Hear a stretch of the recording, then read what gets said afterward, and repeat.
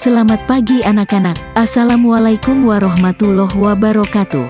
Pendidikan jasmani di sekolah akan membantu para siswa untuk dapat menjalani proses pertumbuhan dan perkembangan secara optimal baik fisik, motorik, mental, dan sosial. Selain menunjang proses pertumbuhan dan perkembangannya, aktivitas fisik juga sangat berguna bagi kesehatan mental maupun mood anak. Maka, setiap sekolah memiliki pendidikan jasmani dan kesehatan sebagai bagian dari kurikulum pendidikannya. Apa saja manfaat pendidikan jasmani di sekolah bagi anak? 1. Memenuhi kebutuhan ruang gerak anak. Pendidikan jasmani merupakan dunia anak-anak dan sesuai dengan kebutuhan mereka. Di dalamnya, anak-anak dapat belajar sambil bergembira melalui penyaluran hasratnya untuk bergerak, apalagi ditunjang dengan penggunaan peralatan. Semakin terpenuhi kebutuhan akan gerak dalam masa pertumbuhannya, makin besar dampaknya bagi kualitas pertumbuhan itu sendiri. Selain itu, pada dasarnya anak-anak sedang mengalami masa kelebihan energi. Kelebihan energi ini perlu disalurkan agar tidak mengganggu perilaku dan mental anak. Segera setelah kelebihan energi ini tersalurkan, anak akan kembali memperoleh keseimbangan dirinya. Karena setelah istirahat anak akan kembali memperbarui dan memulihkan energinya secara optimal. 2. Memiliki otot dan tulang yang lebih kuat. Pendidikan jasmani mendukung anak untuk memilih aktivitas fisik yang disukainya dan melakukannya secara rutin. Membiasakan anak untuk berolahraga dapat membantu pembentukan otot dan tulang anak akan menjadi lebih maksimal. Hal ini dapat menunjang pertumbuhan dan perkembangan anak.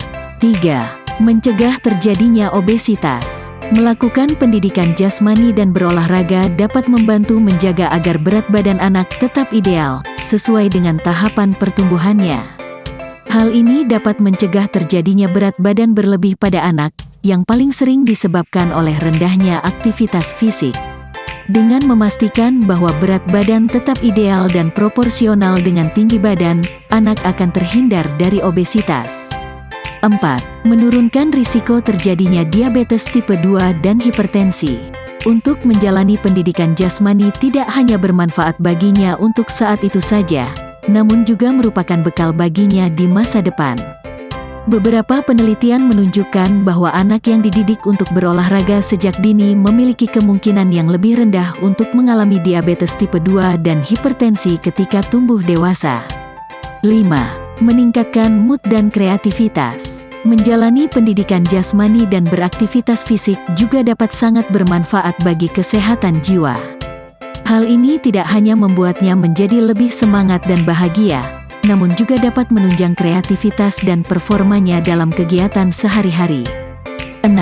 Pembinaan nalar anak. Pembinaan nalar anak melalui pemecahan masalah menjadi sangat penting untuk meningkatkan pencapaian domain kognitif dan afektif yang selama ini dirasa kurang dominan dalam pendidikan jasmani.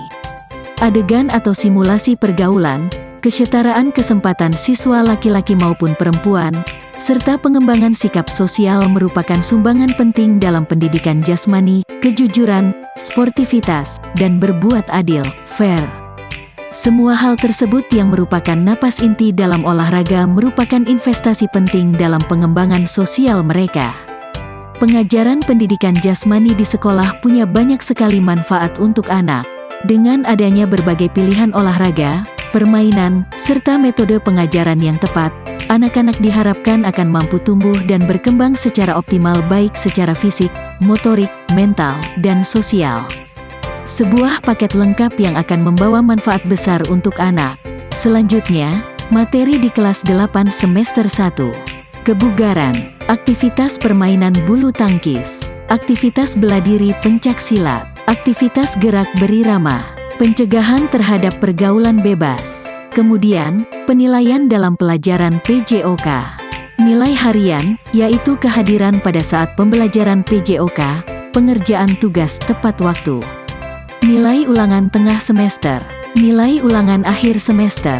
Selanjutnya, nilai akhir terdiri dari nilai harian bobotnya 60%, nilai tengah semester 20%, nilai akhir semester 20%, dan yang terakhir, tugas portofolio yang isinya yaitu identitas, prestasi, kelainan bawaan.